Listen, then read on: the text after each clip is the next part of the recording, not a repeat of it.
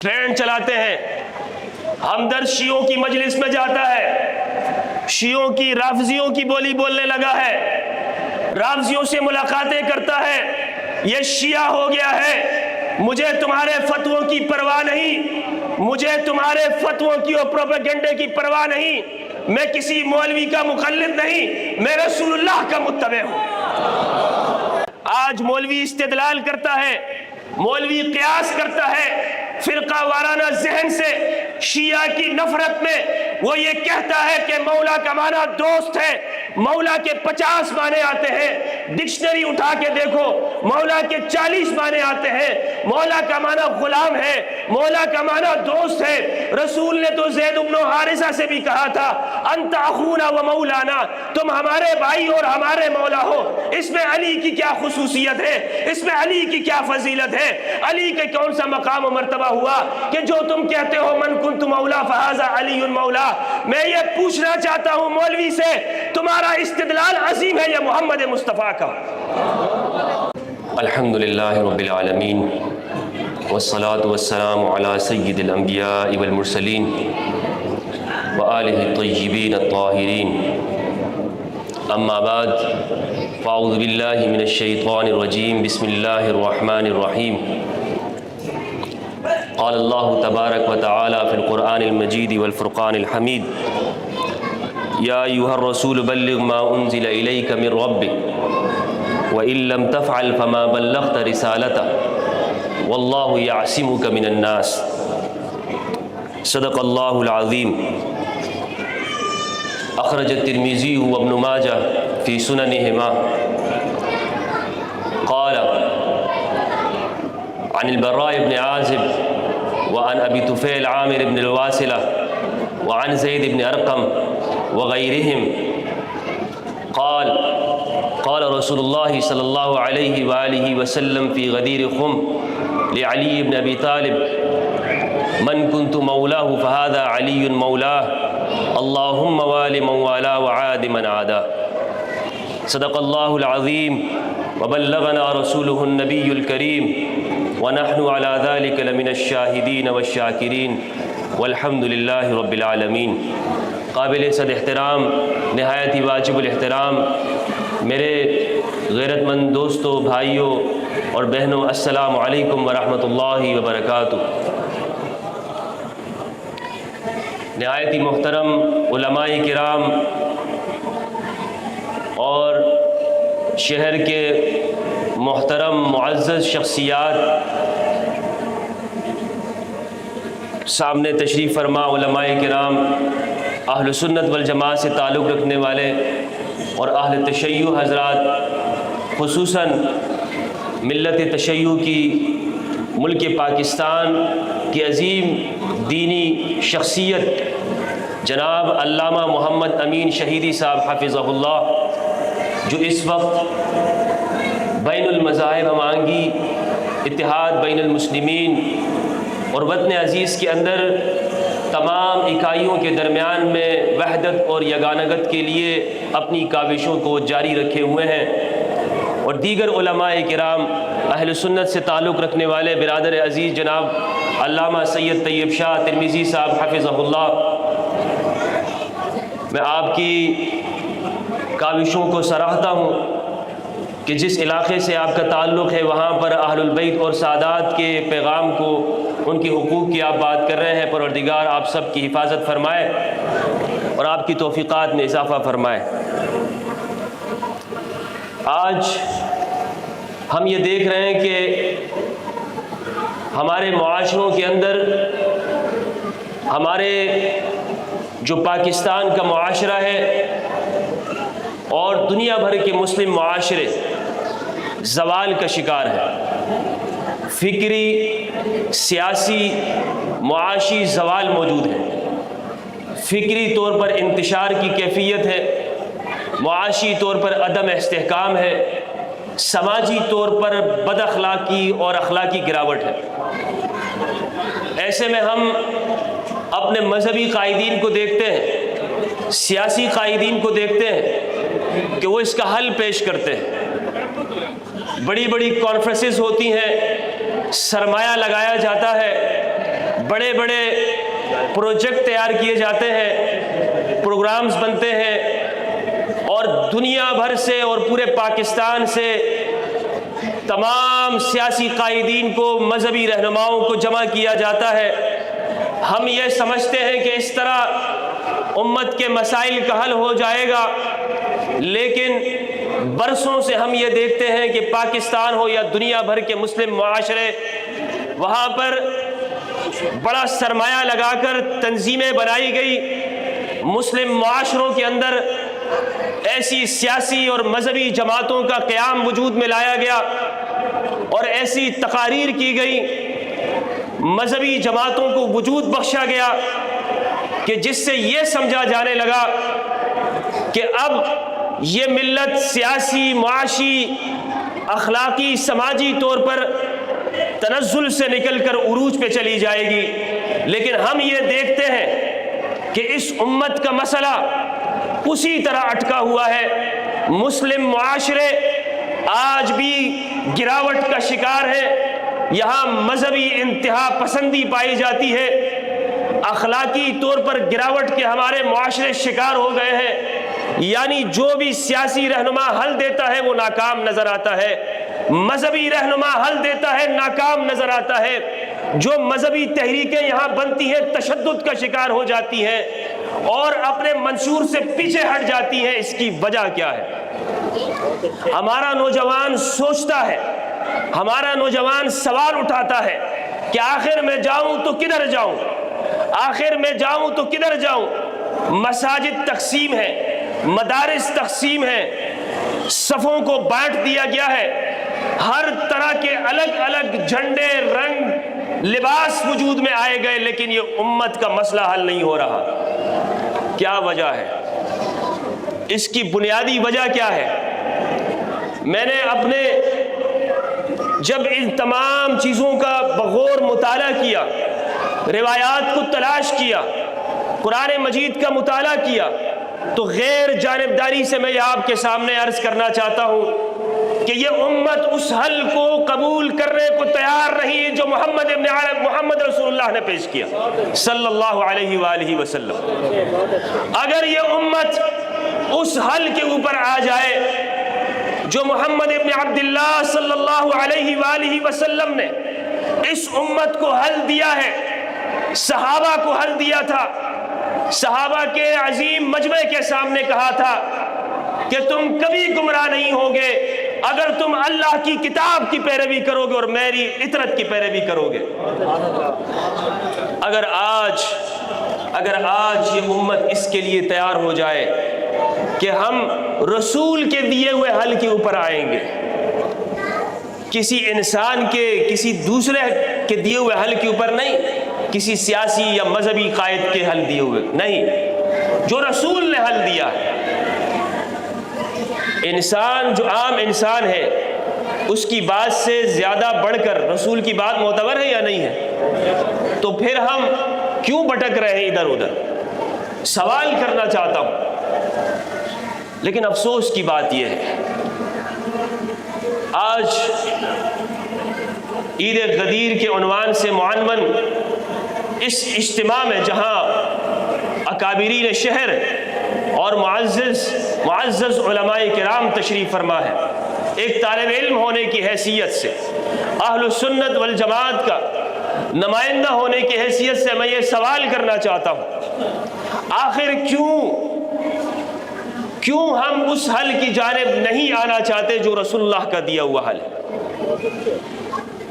یہ سوال اس کو سوچنے کی ضرورت ہے۔ رسول اللہ صلی اللہ علیہ وآلہ وسلم نے بآواز بلند سب صلوات بھیجیے محمد و آل محمد پہ، اللہم صلی علی محمد و آل محمد۔ من کنت مولا، بآواز بلند کہیے، من کنت مولا، من کنت مولا، من کنت مولا، اللہم والی من والا وعاد من عادا۔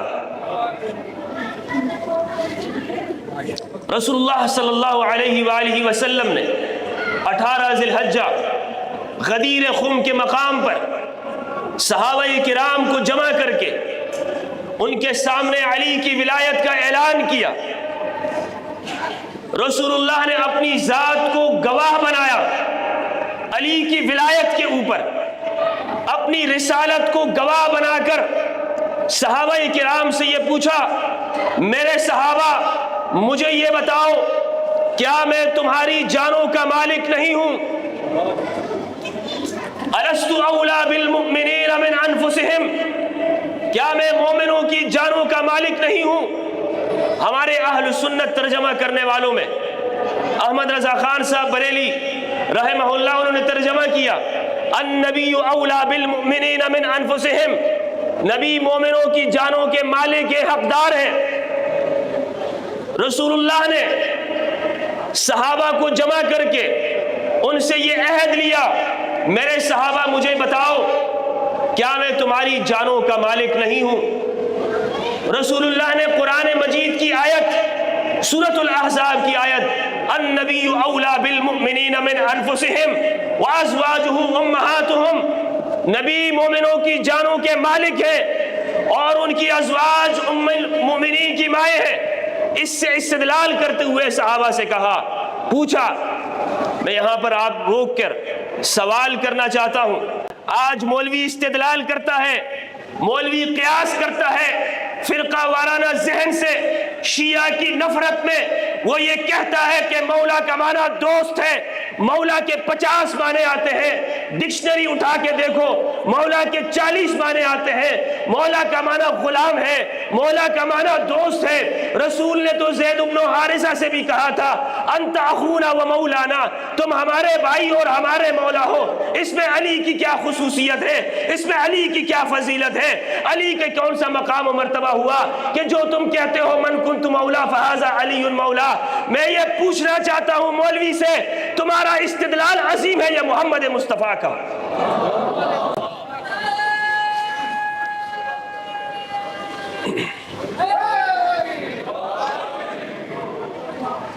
تمہارے قیاس کے پیچھے چلے یا رسول کے فرمان کے پیچھے؟ تمہارا استدلال مانوں یا رسول اللہ کا فرمان مانوں، قرآن کو مانوں، وحی کو مانوں، یا تمہاری ذہنی خرافات کو مانوں؟ میں کس چیز کو مانوں؟ رسول اللہ نے صحابہ کے مجمع سے پوچھا النبی اولا بالمؤمنین من انفسہم، نبی تمہاری جانوں کا مالک ہے، نبی کا اختیار تمہاری جانوں کے اوپر ہے، تم سب غلام ہو نبی کے، تم سب وہ ہو کہ جن کے اوپر نبی کی اطاعت فرض ہے۔ مجھے بتاؤ، کیا تم مجھے اپنا مالک مانتے ہو یا نہیں مانتے؟ سب صحابہ نے کہا بلا یا رسول اللہ، یا رسول اللہ کیوں نہیں، آپ ہمارے مالک ہیں، آپ ہمارے مالک ہیں، ہم سب اقرار کرتے ہیں، ہم سب مانتے۔ اور میں آپ کو حدیث سے انشاءاللہ بتاؤں گا ریفرنس کے ساتھ کہ رسول اللہ نے استدلال کیا تھا۔ کوئی یہ کہہ سکتا ہے میرے جانے کے بعد، آج کل سوشل میڈیا کا زمانہ ہے، ٹرینڈ چلاتے ہیں، ہمدرد شیعوں کی مجلس میں جاتا ہے، شیعوں کی رافضیوں کی بولی بولنے لگا ہے، رافضیوں سے ملاقاتیں کرتا ہے، یہ شیعہ ہو گیا ہے، مجھے تمہارے فتووں کی پرواہ نہیں، مجھے تمہارے فتووں کی اور پروپیگنڈے کی پرواہ نہیں، میں کسی مولوی کا مقلد نہیں، میں رسول اللہ کا متبع ہوں۔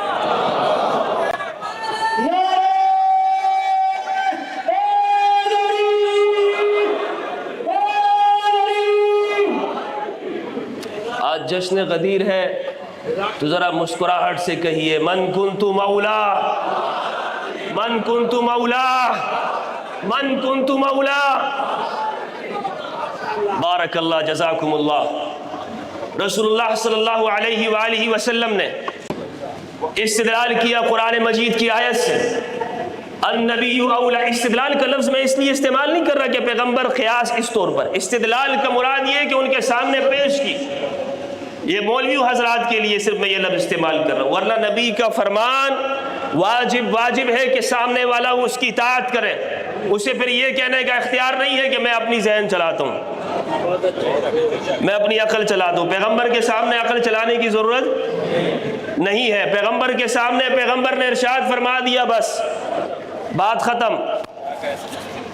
رسول اللہ نے فرمایا النبی اولا بالمؤمنین من انفسہم، صحابہ نے اقرار کیا بلا یا رسول اللہ، ہم سب یہ اقرار کرتے ہیں کہ آپ ہماری جانوں کے مالک ہیں، اولا بالمؤمنین من انفسہم۔ اس مقام پر ٹھہر جائیے اور سوچئے، قرآن کی یہ آیت ہے النبی اولا بالمؤمنین من انفسہم، سورۃ التوبہ کے اندر جائیے، سورۃ التوبہ میں اللہ رب العزت نے ارشاد فرمایا ان اللہ اشتری من المؤمنین انفسہم واموالہم بان لہم الجنہ، بے شک اللہ نے خرید لیا مومنوں سے ان کی جانوں کو، ان کی مال کو جنت کے بدلے میں۔ مومن کی جان اس کی اپنی جان نہیں ہے، مومن کا مال اس کا اپنا مال، مومن کی جان کس کی جان ہے؟ اللہ کی، رسول کی جان ہے، رسول مالک ہے مومن کی جان پر، رسول مالک ہے مومن کے مال پر۔ اسی لیے حضرت مقداد نے کہا تھا بدر کے موقع پر، رسول اللہ اب ہمیں حکم دیجئے، ہم آگ میں کود پڑتے ہیں، رسول اللہ اب ہمیں حکم دیجئے، ہم دریاؤں میں گھوڑے دوڑا دیتے ہیں، ہم موسیٰ کے ساتھیوں کے جیسے نہیں ہیں کہ ہم یہ کہیں گے کہ آپ جائیے اور آپ کا رب جائے اور قتال کرے اور ہم یہاں بیٹھے رہیں گے، نہیں، ہم میدان میں جانے والے ہیں۔ حضرت مقداد، میں عرض یہ کر رہا تھا کہ جب مومنوں کی جان وہ اللہ نے خرید لی ہے، اللہ کو نے لے لی ہے، مومنوں سے مال لے لیا ہے، اب مومن کا اپنا کچھ پیچھے نہیں بچا، یا تو جان ہوتی ہے یا مال ہوتا ہے، تیسری کوئی شے نہیں ہے۔ اب رسول اللہ نے یہ سب، ان سب چیزوں کے مالک رسول ہیں۔ غور کیجئے، خم کے مقام کا مجمع ہے، صحابہ کرام ہیں۔ آج کے مولوی یہ کہتے ہیں کہ ہم صحابہ کے پیچھے چلتے ہیں، صحابہ کی پیروی کرتے ہیں۔ بالکل، اگر صحابہ کی اتباع کرنی ہے تو پھر 100% کرو، ایسا نہیں کہ تھوڑی سی جگہ میں اتباع کرنی ہے اور جہاں پر مرضی نہیں ہے تو پھر نہیں کرنی۔ اگر پیروی کرنی ہے تو پھر صحابہ کی پھر ساری بات مانو۔ صحابہ نے اقرار کیا، اگر یہ مولوی وہاں پر ہوتا تو یہ رسول اللہ سے پوچھتا یا رسول اللہ اس مولا کا کیا معنی ہے؟ دوست معنی میں آپ کہہ رہے ہیں یا آپ خلیفہ کے معنی میں کہہ رہے ہیں؟ کس معنی میں کہہ رہے ہیں؟ یہ مولوی وہاں پہ بھی سوال کر لیتا، لیکن سوال کرنے کی اجازت نہیں ہے۔ جان اور مال رسول کے حوالے ہے، رسول مالک ہے۔ تو صحابہ نے اقرار کیا بالکل ہماری جان، ہمارے مال آپ کے حوالے ہے یا رسول اللہ، آپ مالک ہیں۔ اب رسول اللہ نے فرمایا اگر مجھے رسول مانتے ہو، اگر مجھے نبی مانتے ہو، اس کے ساتھ ساتھ مجھے یہ مانتے ہو کہ میں تمہاری جانوں کا مالک ہوں، میں تمہارے مال کا مالک ہوں، تو پھر میرے اس بھائی، تو پھر میرے اس چچا زاد بھائی علی بن ابی طالب کی ولایت کا اقرار کر لو۔ من کنت ولیہ فہذا علی ولیہ، من کنت مولاہ فہذا علی مولاہ، اللہم والی من والا وعاد من عادا۔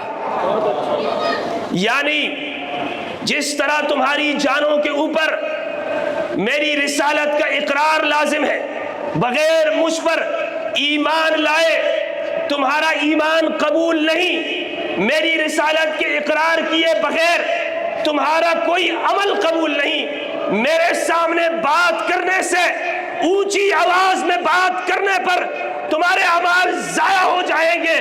اسی طرح علی کی ولایت کا اقرار کر لو، اگر علی کی ولایت کا اقرار نہیں کرتے تمہارا کوئی عمل قبول نہیں۔ من کنت مولاہ فہذا علی مولا، اللہم والی من والا وعاد من عادا۔ اور یہ روایت متواتر درجے کی روایت ہے، صحیح روایت ہے، اہل السنت والجماعت کے اصح مصادر کے اندر میں بارہا اس کو پیش کر چکا ہوں، اور جلیل القدر صحابہ کرام نے اس کو روایت کیا۔ 200 سے زیادہ روایت کرنے والے صحابہ، خود میں نے 50 صحابہ کرام کے ناموں کو جمع کر کے میں نے پیش کیا ہے کہ یہ وہ صحابہ ہیں کہ جنہوں نے حدیث الثقلین یا حدیث الغدیر اس کو روایت کیا ہے، متواتر روایت ہے۔ متواتر کا انکار کرنے والا دار اسلام سے باہر ہوتا ہے۔ اہل البیت وہ ذات ہے کہ جنہوں نے انسانیت کو آپس میں جوڑا ہے، آپس میں قریب کیا ہے۔ غدیر ہمیں قریب کرتا ہے۔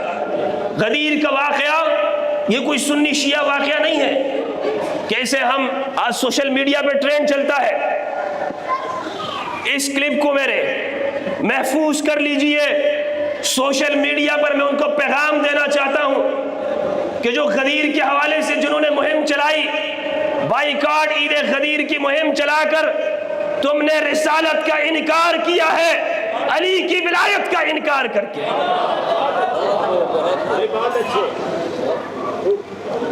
اور پھر یہ کہتے ہیں جناب یہاں تو اس کا معنی دوست ہے، اس میں 50 معنی آتے ہیں، ڈکشنری میں اس کے فلاں فلاں معنی ہیں۔ میں آپ کے سامنے روایت پیش کرنا چاہتا ہوں صحیح بخاری سے۔ یہ قرآن کو مانے نہ مانے، بخاری سے انکار نہیں کر سکتے،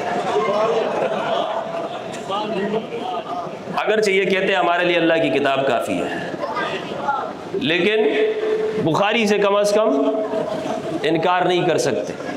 صحیح بخاری میں آپ کے سامنے پیش کرتا ہوں۔ صحیح بخاری کا نمبر ہے 2399، انٹرنیشنل نمبر ہے، ویب سائٹ کے اوپر آپ چیک کر سکتے ہیں، انٹرنیٹ کا زمانہ ہے۔ پیکج اگر ختم ہو گئے تو کسی ساتھی سے لے لیجیے گا ہاٹ اسپاٹ، لیکن اس کو دیکھ لیں۔ 2399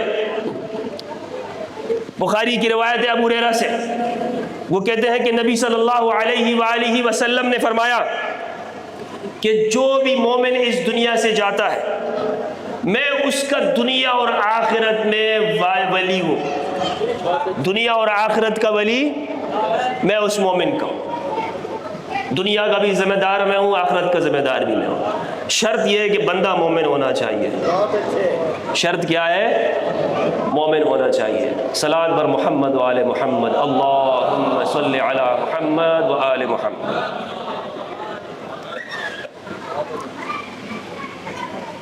جب یہ بات رسول اللہ نے فرمائی تو آپ نے یہ کہا اقرؤوا ما شئتم، کہ اب قرآن پڑھ لو۔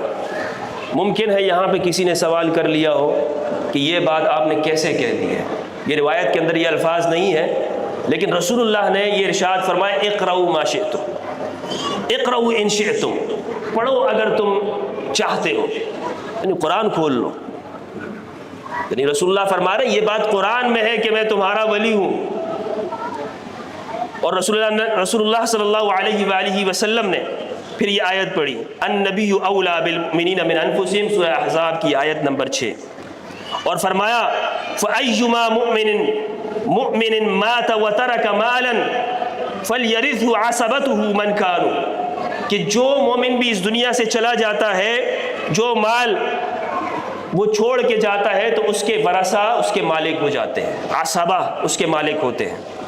وَمَن تَرَكَ دَيْنًا أَوْ ضَيَاعًا فَلْيَأْتِنِي فَأَنَا مَوْلَاهُ، اور جو شخص قرض چھوڑ کے چلا جائے یا ایسا شخص ہو کہ جو اولاد چھوڑ جائے وہ میرے پاس آئے تو میں اس شخص کا ولی ہوں، میں اس شخص کا وارث ہوں، میں اس شخص کا ذمہ دار ہوں۔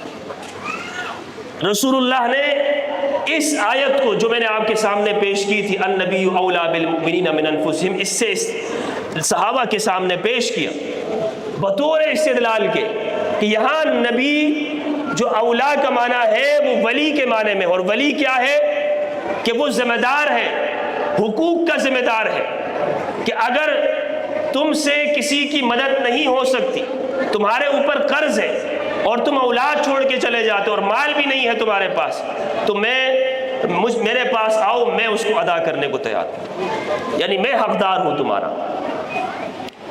مولانا صاحب کہتے ہیں کہ مولا کا معنی دوست ہے۔ صحابہ کیا سمجھتے ہیں مولا کا معنی؟ صحابہ کیا کہتے ہیں؟ میں نے عرض یہ کیا کہ ان کو چاہیے کہ یا تو یہ اس دعوے سے پیچھے ہٹ جائیں کہ ہم صحابہ کی پیروی کرنے والے ہیں، اور یا اگر انہوں نے ماننی ہے تو پھر پوری بات مانیں۔ جنگ جمل کا واقعہ ہے کہ امام علی علیہ السلام نے حضرت طلحہ کو بلایا اور ان سے پوچھا، طلحہ مجھے یہ بتائیں، مستدرک الحاکم کی روایت ہے، اور پوچھا مجھے یہ بتاؤ طلحہ مجھ سے کیوں لڑنے کے لیے آئے ہو، یہاں کیوں آئے ہو لڑنے کے لیے؟ تو حضرت طلحہ نے کہا کہ قصاص عثمان کے لیے ہم آپ سے لڑنے کے لیے آئے ہیں، مقصد تو یہ ہے قصاص عثمان طلب کرنا۔ امام علی نے اس سوال کا جواب نہیں دیا، کیونکہ امام علی علیہ السلام نہج البلاغہ کے اندر امام علی نے واضح کیا کہ بالکل میں اس سے بری ہوں، اور اگر یہ مجھ پہ الزام لگاتے ہیں تو خود اس میں شامل ہیں۔ لیکن امام علی نے یہاں پر جواب نہیں دیا، بلکہ سوال پوچھا، طلحہ مجھے یہ بتاؤ، کیا تم غدیر میں حاضر تھے؟ کیا تم نے غدیر میں رسول اللہ کو یہ فرماتے ہوئے سنا تھا من کنت مولا فہذا علی مولا؟ کیا تم نے یہ سنا تھا؟ حضرت طلحہ نے کہا بالکل میں وہاں پہ موجود تھا اور میں نے یہ سنا تھا۔ فرمایا پھر مجھ سے کیوں جنگ کرتے ہو؟ اگر اس کے گواہ تم ہو تو پھر مجھ سے جنگ کرنے کے لیے کیوں آئے ہو؟ جب یہ بات طلحہ نے سنی تو واپس گئے، لشکر میں بیٹھ گئے، اپنے ہتھیاروں کو ڈال دیا۔ مروان نے وہاں سے تیر چلایا اور وہ تیر جا کے سیدھا طلحہ کو لگا اور وہ وہاں پہ شہید ہو گئے۔ مروان صحابہ کا قاتل ہے، اور یہ صحابہ کا نام لینے والے پاکستان کے اندر شیعہ سنی میں تفرقہ ڈال کر الزامات ان قاتلین سے ہٹا کر بنو امیہ کے ظالموں سے مومنین گروہوں کے اوپر لگا دیتے ہیں، اور قتل و غارت گری کا بازار گرم کر کے اپنے جرائم کے اوپر پردہ ڈالنا چاہتے ہیں کہ مروان نے صحابہ کو شہید کیا۔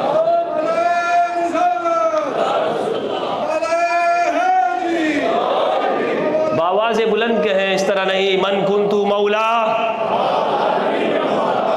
بآواز بلند، حیدری، نعرے حیدری۔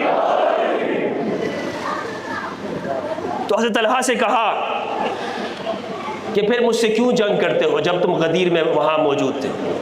تو انہوں نے کہا کہ امیر المؤمنین میں بھول گیا تھا اور واپس چلے گئے۔ جب یاد آئی یہ بات، معلوم یہ ہوا کہ صحابہ اس سے یہ سمجھتے ہیں کہ علی سے جنگ نہیں کی جا سکتی، علی سے جنگ نہیں کی جا سکتی، علی سے اختلاف نہیں کیا جا سکتا، علی کے خلاف تلوار نہیں نکالی جا سکتی، علی کے خلاف میدان میں نہیں آیا جا سکتا۔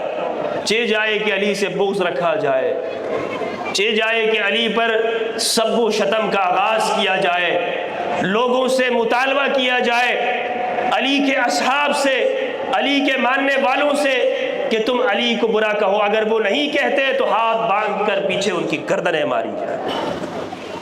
ایک زمانہ ایسے بھی آیا کہ اس ظالمانہ دور کے اندر علی نام رکھنے کے اوپر پابندی تھی۔ تمام اہل سنت والجماعت کے محدثین نے اور تاریخ دانوں نے یہ بات لکھی ہے، کمزور بات نہیں ہے۔ اگر کسی کا نام علی ہوتا تھا تو وہ یہ بات کہتا تھا میرا نام علی تھوڑی ہے، میرا نام تو علیہ ہے۔ ابن حجر اسقلانی، ذہبی، تمام محدثین نے اس بات کو لکھا ہے۔ بہرحال میں عرض یہ کر رہا تھا کہ صحابہ یہ کہتے ہیں کہ علی سے بغض نہیں رکھا جا سکتا کیونکہ علی مولا ہے، مولا المؤمنین ہے، اور مولوی صاحب اس کے معنی کے اندر تحریف کر جاتے ہیں۔ کس کو خوش کرنے کے لیے؟ کس لیے؟ میں سوال پوچھنا چاہتا ہوں اپنے اہل سنت علماء سے، کیا ہم نے خدا کو جواب نہیں دینا؟ کیا ہم اگر غدیر خم میں ہوتے تو کیا ہم یہ سوال کرتے کہ مولا کا معنی دوست ہے یا خلیفہ ہے؟ یا رسول اللہ آپ کس معنی میں علی کو مولا کہہ رہے ہیں؟ خلیفہ کے معنی میں آپ کہہ رہے ہیں تو میں نے نہیں ماننا، دوست کے معنی میں کہہ رہے ہیں تو میں ماننے کو تیار ہوں۔ کیا ہم یہ کہتے؟ کیا ہم ایسا پوچھتے؟ رسول اللہ سے ایمان سے نہیں نکل جاتے؟ تو آج پھر ہم کیوں یہ بات کرتے ہیں؟ آج کیوں ہم یہ ماننے کو تیار نہیں ہوتے کہ علی مولا ہے؟ اگر کہتے ہیں نا کہ ہم محبت رکھتے ہیں تو ٹھیک ہے، اس نام سے کانفرنسیں کریں، اس نام سے مولا دوست کے معنی میں ہی کہو، لیکن مان تو لو کہ علی مولا ہے۔ علی کون ہے؟ مولا ہے۔ اور کچھ لوگ تو ساتھ میں کہتے بھی ہے مولا کائنات، کائنات کا مولا ہے اور اس کا مولا نہیں ہے۔ کائنات کے مولا ہے اور اس کا مولا نہیں ہے۔ اگر اس کا مولا ہے تو پھر زبان ساتھ کیوں نہیں دیتی؟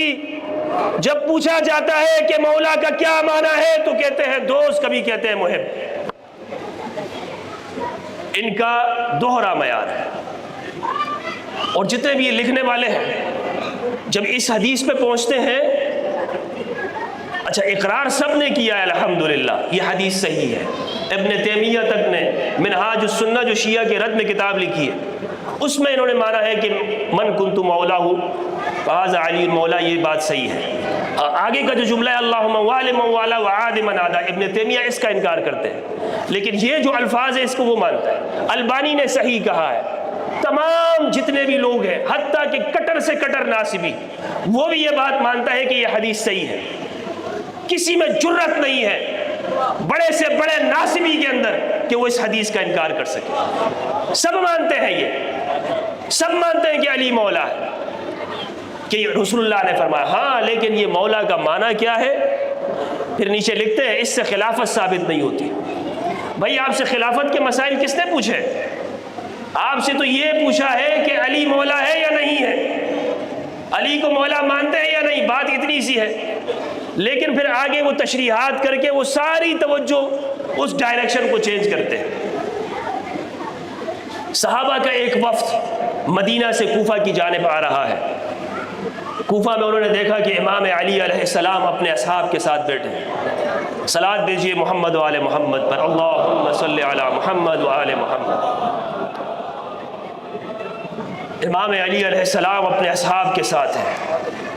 کیا منظر ہے، امام علی اپنے اصحاب کے ساتھ ہیں، مسائل کی گفتگو تعلیم دے رہے ہیں، ارشاد فرما رہے ہیں. اور وہ صحابہ کا وفد آ کے کہتا ہے السلام علیکہ یا مولانا، السلام علیکہ یا مولانا، آپ پر سلامتی ہو ہمارے مولا اور آقا.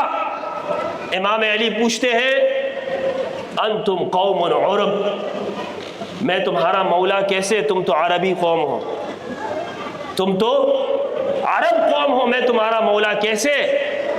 یعنی ان سے یہ اقرار کہلوانا چاہ رہے تھے کہ عرب بڑی نخوت کے اندر، تکبر اور گھمنڈ کے اندر بہت اونچی ہے، وہ غلام نہیں رہی، تو کیسے میں تمہارا آقا اور تم میرے غلام کیسے ہو گئے؟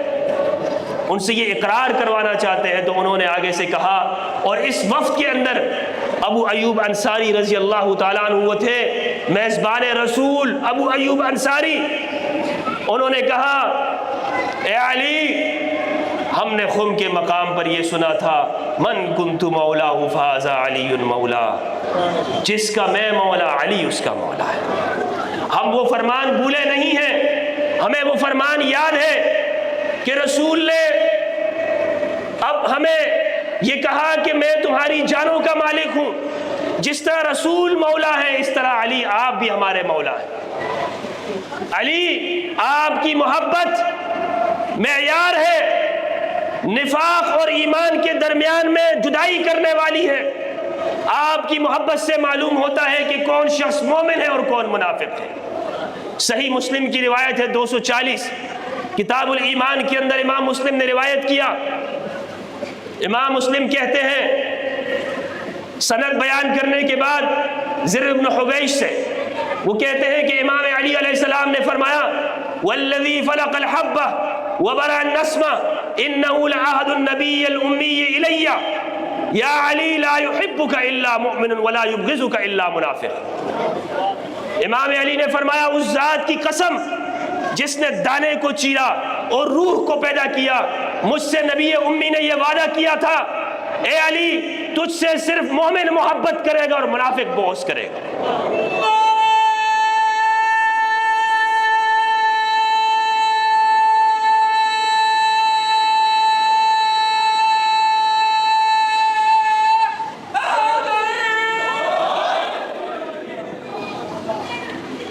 من کنت مولاہ فہذا علی، من کنت مولا.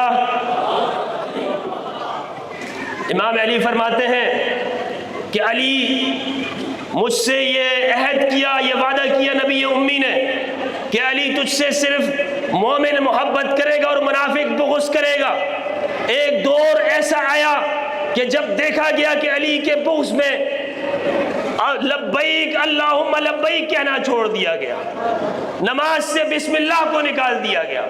یہ دیکھا گیا کہ علی سے بغض کے اندر نماز کی تکبیر کہنا چھوڑ دیا گیا۔ علی سے بغض کے اندر ایسا دور آیا کہ اس نام رکھنے پر پابندی لگائی گئی، علی کے ذکر کرنے کو منع قرار دیا گیا۔ بغداد سے لے کر دمشق سے لے کر افغانستان کے غزنی شہر تک، ترمذ شہر تک، ہر مسجد کے اندر منبر پر خطیب کھڑا ہو کر علی پر سب و شتم کرتا رہا، علی کو برا بلا کہتا رہا۔ ایسا دور بھی آیا، احمد بن حنبل سے ان کے بیٹے پوچھتے ہیں، ابا جان یہ تو بتاؤ، یہ تو بتا میرے باپ کہ علی سے بغض رکھنے والوں کی فضیلت میں روایات کہاں سے آ گئی؟ ہم کیوں دیکھتے ہیں کتابوں کو کہ ایسے لوگ پائے جاتے ہیں کہ جو علی سے بغض رکھتے تھے لیکن ان کی فضیلت میں روایتیں نقل کی گئی؟ تو احمد بن حنبل نے کہا، بیٹے عبداللہ بات یہ ہے، علی ایسی ذات ہے، علی ایسی بے عیب ذات تھی کہ ان میں کوئی عیب نہ ڈھونڈا گیا۔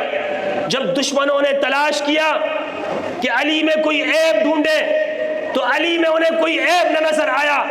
علی بے عیب ذات تھی، علی کی زندگی بے عیب ہے، علی کا گھرانہ بے عیب ہے، علی کا پیغمبر بے عیب ہے، کوئی عیب نہیں علی کے گھرانے میں۔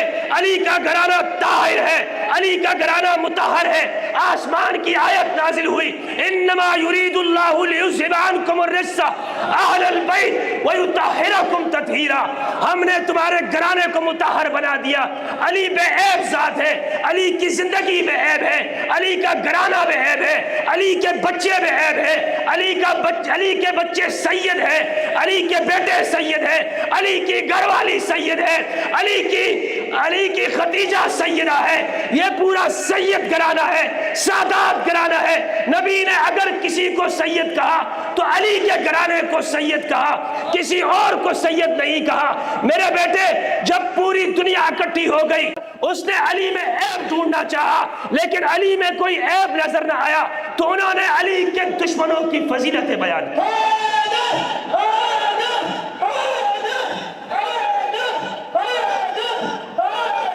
غدیر کا یہ پیغام، غدیر کا یہ موقع ہمیں یہ پیغام دیتا ہے کہ ہم اہل البیت کو سمجھیں، ہم اہل البیت کو جانیں۔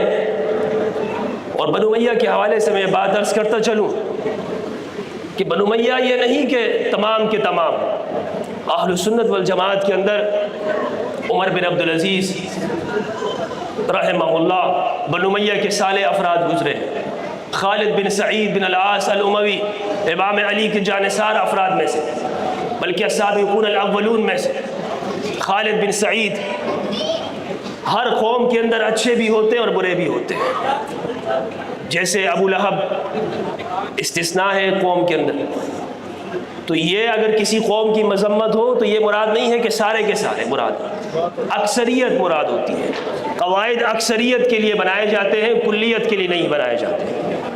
تو بہرحال غدیر کے اس موقع پر میں آپ سب کو مبارکباد پیش کرنا چاہتا ہوں، خصوصاً یہاں کی انتظامیہ کو مبارکباد دینا چاہتا ہوں کہ آپ نے مدینۃ الاولیاء، ملتان کی اس سرزمین کے اوپر جسے اولیاء سے منسوب کیا گیا ہے، محبت اور امن کے پیغام کے لیے